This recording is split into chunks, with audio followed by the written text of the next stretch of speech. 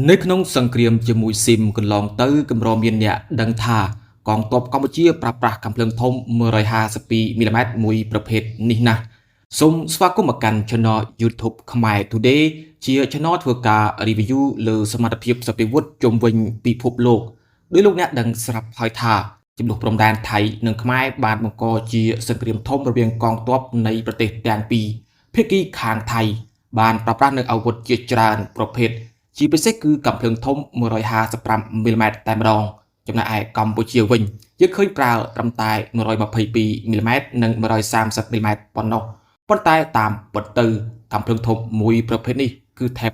66 152មីលីម៉ែត្របានចូលរួមការពារទឹកដីខ្មែរយើងពីការឈ្លានពានពីសំណាក់ពួកស៊ីមដោយថេប66ត្រូវបានផលិតដោយក្រុមហ៊ុន Norenco របស់ចិនវាត្រូវបានចិនប្រើប្រាស់ក្នុងសង្គ្រាមជាមួយនឹងវៀតណាមនាឆ្នាំ1979ឬក៏គេតែងតែហៅសង្គ្រាមនោះថា Sino-Vietnam War វាគឺជាសង្គ្រាមមួយដែលចិនចង់ផ្ដល់មេរៀនដល់វៀតណាមដែលហ៊ានឈ្លានពានវាយប្រហារចូលមករបបកម្ពុជាប្រជាធិបតេយ្យ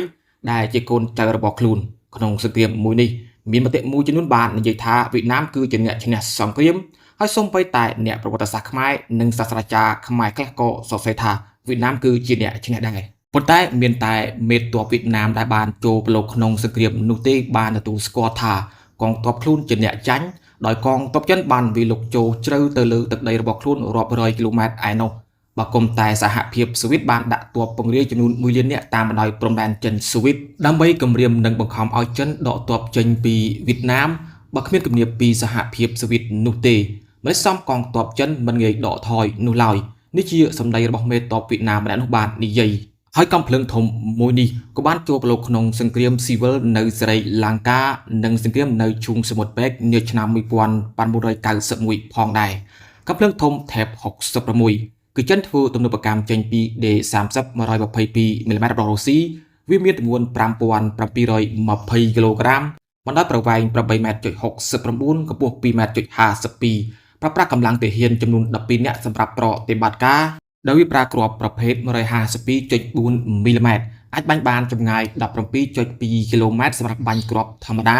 និងបើបាញ់គ្រាប់ពិសេសបំពេញដោយ GPS នាំផ្លូវវិញគឺអាចបាញ់បានចម្ងាយ20គីឡូម៉ែត្រឡើងនិងអាចបាញ់បាន8គ្រាប់ក្នុង1នាទីវាមានផារ៉ាមីតសាញនិង telescope សម្រាប់មើលគោលដៅសពថ្ងៃនេះវាត្រូវបានប្រើប្រាស់ក្នុងបណ្ដាប្រទេសជាច្រើនដូចជាកងទ័ពរំដោះប្រជាជនចិនកងទ័ពអាវ៉ានីបូឡាវីអ៊ីរ៉ាក់និងក្រុមឧទាមខ្លាតាមិលជាដើមហើយនៅឆ្នាំ2025កន្លងទៅថ្មីនេះថេប66ត្រូវបានចូលរួមក្នុងសង្គ្រាមកម្ពុជាថៃដើម្បីការពារទឹកដីដ៏សែនអភ័ព្វមួយនេះ